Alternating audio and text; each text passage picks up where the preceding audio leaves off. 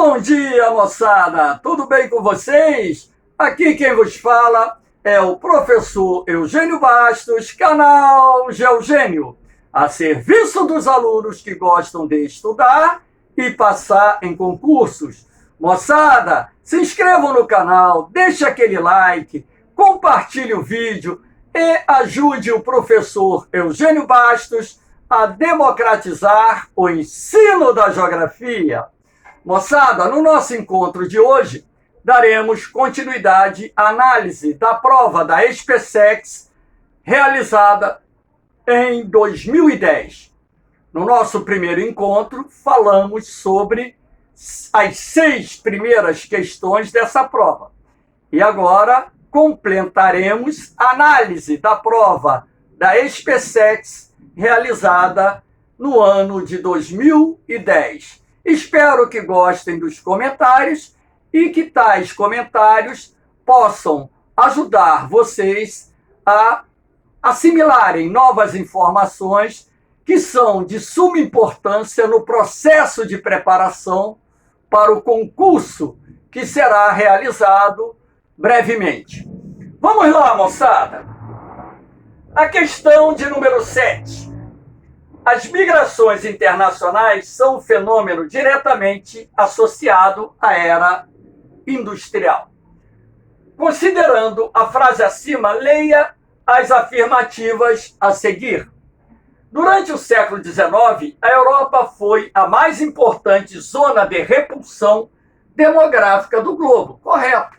Da Europa partiram boa parte dos fluxos migratórios internacionais para o continente americano, América do Norte, América Latina, também para o continente africano e, em menor escala, para a Oceania e para a Ásia. Então, afirmativa correta. Então, se a 1 está certa, já descartamos a A, B e E. Afirmativa 2. Atualmente, a União Europeia, em sua totalidade, configura a maior zona de atração de fluxos migratórios do mundo. Moçada, nós temos que levar em consideração que essa prova foi realizada em 2010.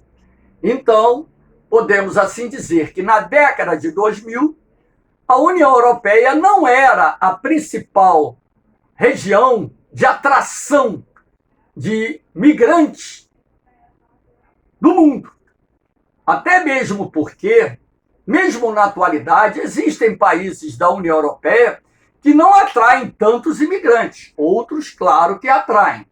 Os Estados Unidos, por exemplo, tem sido o país que mais atrai imigrantes no mundo. Razão pela qual essa afirmativa 2 está errada.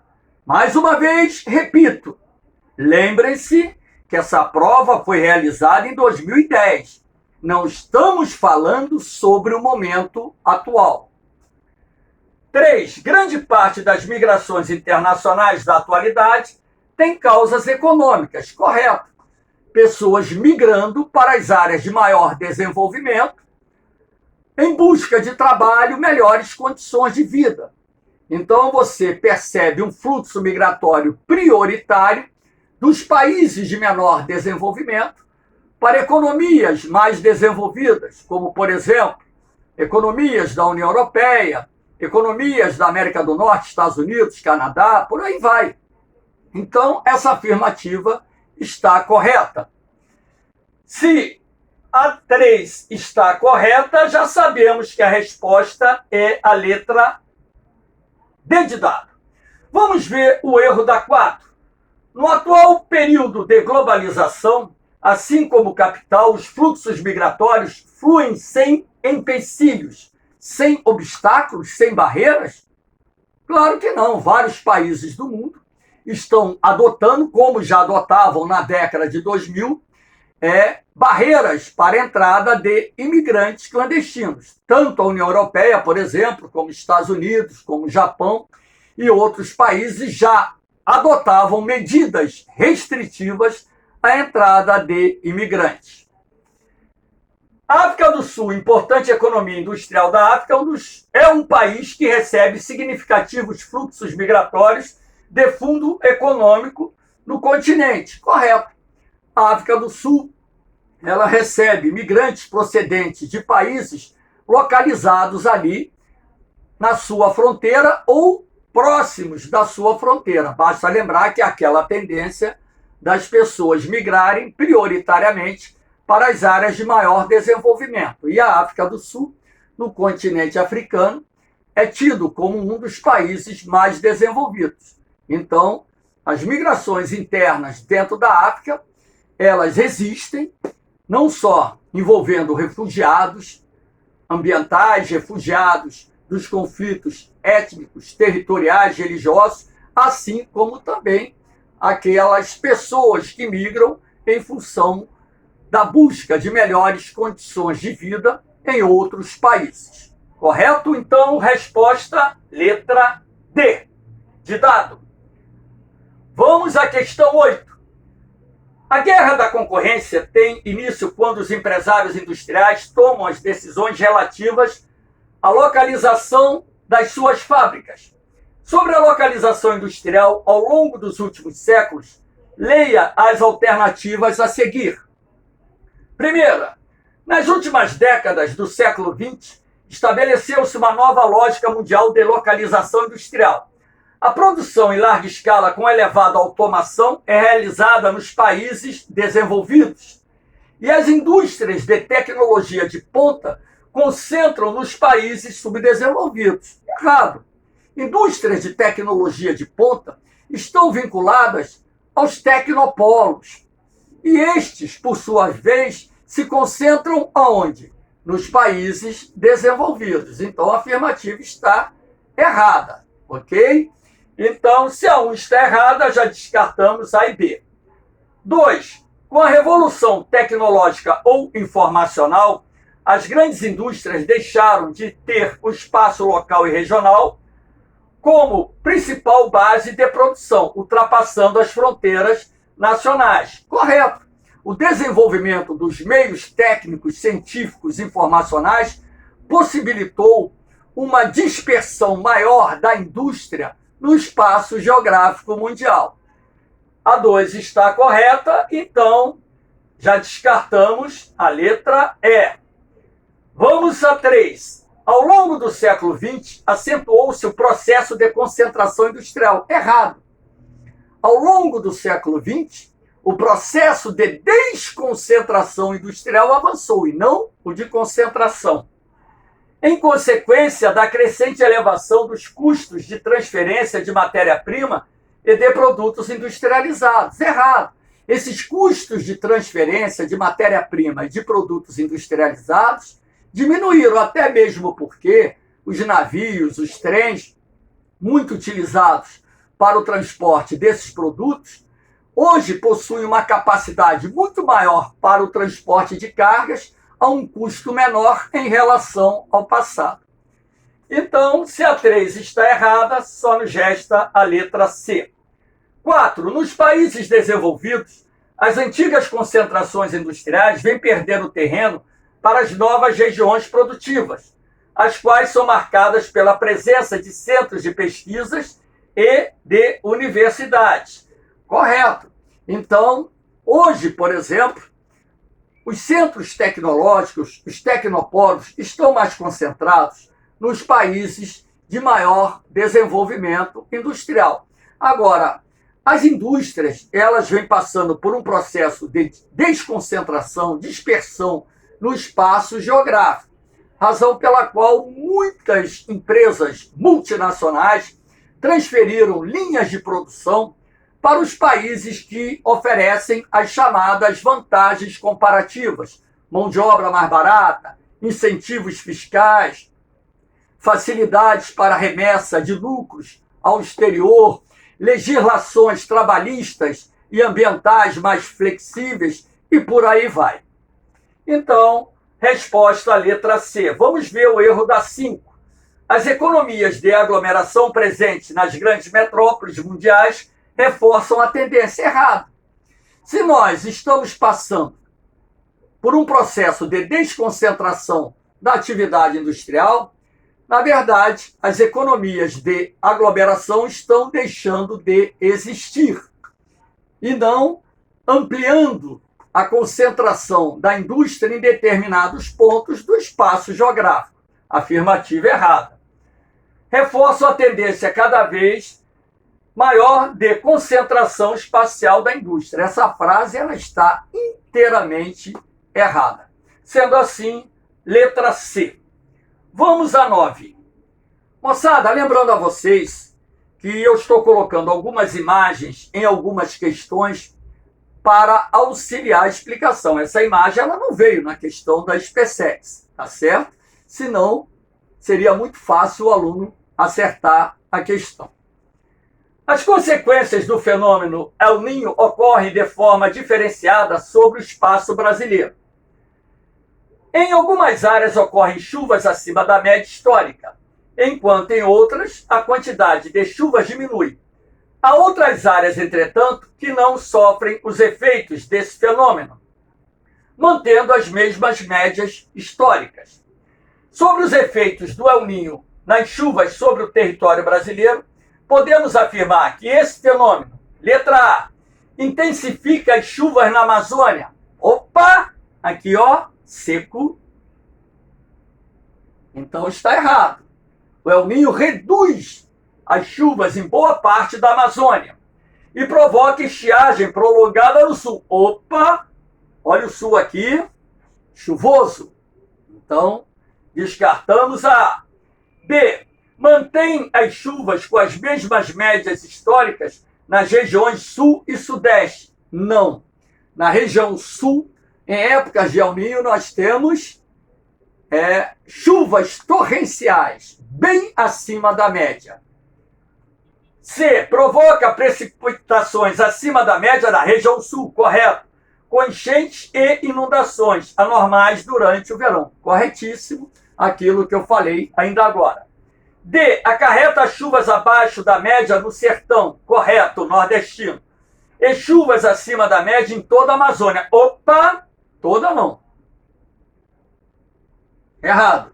Em boa parte da Amazônia, as chuvas ficam abaixo da média e numa outra parte da Amazônia, as condições de chuva se mantêm dentro da normalidade. Questão errada. Afirmativa errada. Provoca grande estiagem na região sul. Errado. Região sul, chuvas torrenciais. E eleva as médias pluviométricas na região nordeste.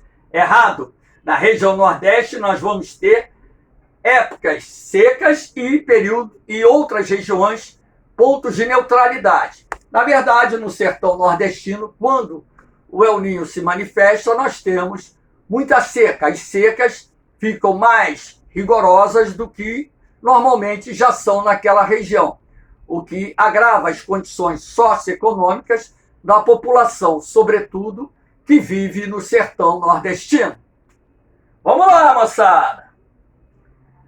10. Sobre a Revolução Verde e seus efeitos da agricultura dos países subdesenvolvidos, podemos afirmar que, lembrando que a Revolução Verde foi uma revolução tecnológica desenvolvida a partir dos Estados Unidos, sobretudo no período do pós-guerra, quando então novas tecnologias foram aplicadas no setor agrário, com o desenvolvimento de implementos, insumos agrícolas que contribuíram para aumentar a produção e a produtividade agrícola. A Revolução Verde trouxe uma nova geração de máquinas agrícolas, novos equipamentos de irrigação, fertilizantes químicos, defensivos agrícolas, sementes selecionadas, atualmente alteradas geneticamente, e assim vai. Então vamos lá. Primeira afirmativa, conseguiu melhorar a produtividade e reduzir as quebras de safra causadas por enchentes ou pragas, correto? Afirmativa 1, correto. Já descartamos a B e E. 2, ampliou o emprego intensivo de trabalho humano, errado. A Revolução Verde traz a mecanização. A mecanização substitui o trabalhador rural, causando desemprego no campo, reduzindo drasticamente o êxodo rural. Outro erro. A Revolução Verde contribuiu para o aumento do êxodo rural. 3. Deflagrou processos de valorização das terras e de concentração fundiária. Correto? Isso acompanha a própria dinâmica do desenvolvimento da agricultura empresarial. 4. Incentivou a policultura. Errado, incentivou a monocultura, uma vez que a Revolução Verde ela foi mais aplicada em médias e grandes propriedades, onde o agronegócio se estabelece. Lembrando que nessas propriedades nós temos o desenvolvimento das culturas agroindustriais, muitas das quais prioritariamente destinadas ao mercado externo. De práticas tradicionais da agricultura de subsistência, como a coivara e rotação de terras. A coivara é a queimada, ela acompanha a agricultura itinerante, a roça tropical, é a agricultura extensiva de baixo rendimento, que emprega técnicas arcaicas de produção. Então, a afirmativa totalmente errada. Se a 4 está errada, já descartamos A, B e E. Então, se a 2 está errada, só restou como resposta a letra D. Então, vamos lá. 5. Exigiu maior capitalização dos agricultores e maior especialização da força de trabalho. Correto. A partir do momento que a agricultura passa por um processo de modernização e ela passa também a utilizar de forma crescente máquinas e equipamentos no processo produtivo, isso requer o maior nível de especialização da mão de obra rural. Então, resposta correta, a letra D, 1, 3 e 5, afirmativas certas. Vamos à questão número 11. O Conselho de Segurança é o órgão que decide sobre temas de paz e segurança discutidos na Organização das Nações Unidas, ONU. É composto por 5 países que são membros permanentes e por mais 10 países que são membros temporários e escolhidos bienalmente, ou seja, os membros temporários cumprem mandatos de 2 anos. E, em número, temos 10 países. Os membros permanentes do Conselho de Segurança da ONU são os Estados Unidos, o Reino Unido, a França, a Rússia e a China. Esses países têm poder de veto, ou seja, qualquer resolução proposta no Conselho de Segurança da ONU tem que contar com a anuência dos membros permanentes. Se um desses vetar, nada será decidido, nada será feito. Ou então, ou você tem a anuência de todos, ou aqueles que não concordarem, pelo menos, fiquem neutros, não votem contra. Razão pela qual o Conselho de Segurança da ONU ele é pouco eficaz nos seus objetivos, uma vez que normalmente a Rússia e a China têm uma posição diferente da posição dos Estados Unidos, Reino Unido e França. Ok? Então essa resposta aqui é a letra B, porque essa questão pedia para que os alunos assinalassem o grupo de países que fazem parte do Conselho de Segurança da ONU como membros permanentes. Essa imagem eu coloquei aqui apenas para poder explicar a questão a vocês. Lembrando também que há uma proposta feita há muito tempo de reforma do Conselho de Segurança da ONU que não avançou, e o Brasil, inclusive, pretendia uma vaga como membro permanente do Conselho de Segurança da ONU. Essa proposta não avançou e, sendo assim, a configuração continua como era. E o Conselho de Segurança da ONU é o principal órgão da instituição. Ele é que pode, por exemplo, aprovar sanções econômicas, intervenção militar, para garantir a paz e a segurança mundial. Então, precisa da anuência, da concordância do Conselho de Segurança, pelo menos os membros permanentes votarem a favor das resoluções que possam garantir a paz e a segurança no mundo. Vamos à última questão. 12. O mundo passa por um processo de rápida urbanização. Em 1950, menos de 30% da população global vivia em cidades, enquanto cerca de 730 milhões viviam em zonas urbanas em 1950. Agora são mais de 3 bilhões. Como podemos explicar essas cifras dramáticas? Considerando o texto acima e as características do processo de urbanização no mundo subdesenvolvido, podemos afirmar que, na América Latina, esse processo iniciou-se na última década. Na década, por exemplo, de 2000, não, o processo de urbanização na América Latina intensificou-se na segunda metade do século XX. Intensificou-se. Então já descartamos. Na África subsaariana, a população é predominantemente urbana? Não. A África subsaariana é uma das regiões mais pobres do mundo e onde você tem países com índices de urbanização muito baixo, a população rural numerosa em vários países da África subsaariana, em virtude do grande número de refugiados que vão em direção às cidades. Claro que essas cidades têm recebido os chamados refugiados ambientais, os refugiados de guerras, mas a população urbana da África subsaariana é baixa em vários países, inclusive inferior a 50% do total. C. A América Latina abriga países que estão entre os mais urbanizados do mundo. Pega o exemplo do Brasil, com mais de 85% da população urbana hoje. Claro que na época da prova, esse percentual era um pouquinho menor, 84%.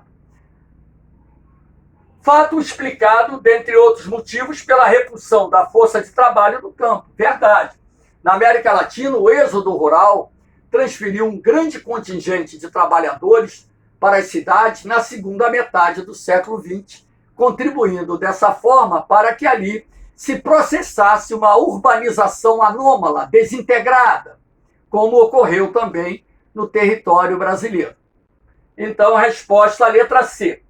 D. O grande número de imigrantes estrangeiros no Brasil tem sido o principal fator responsável pelo crescimento urbano registrado nas últimas décadas. Em primeiro lugar, não existe um grande número de estrangeiros no Brasil. Em segundo lugar, a urbanização brasileira ela foi fruto do êxodo rural, que, a partir da segunda metade do século XX, transferiu para nossas principais cidades um grande número de trabalhadores.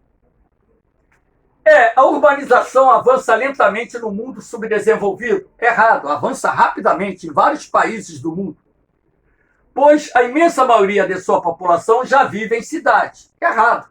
Em muitos países subdesenvolvidos, boa parte da população ainda reside no campo. Sendo assim, moçada, a resposta, letra C. Moçada, espero que tenham gostado da análise da prova. Dê aquele like, se inscrevam no canal e ajudem o professor Eugênio Bastos a democratizar o ensino da geografia. Um beijão no coração de vocês. Um forte abraço. Fiquem com Deus. Eu vou, mas eu volto, hein? Fui!